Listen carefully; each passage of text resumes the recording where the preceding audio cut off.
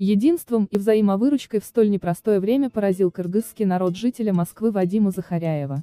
Об этом он написал на своей странице в Facebook. Несколько слов о пандемии в Кыргызстане. Я, конечно, в шоке от того, как повели себя кыргызстанцы в этот сложный для них период.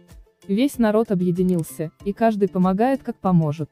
Кто-то дает помещение под обсервацию и открывает стационары, кто-то продукты и готовую еду.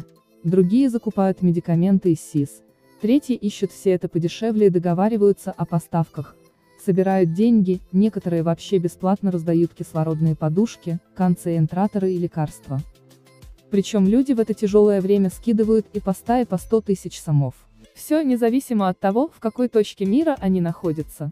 У кыргызского народа огромное будущее с такой взаимовыручкой. А если эти люди, проявившие себя сегодня, пойдут в органы управления государством, то и у государства будет будущее. Иначе ничего не изменится, написал гражданин.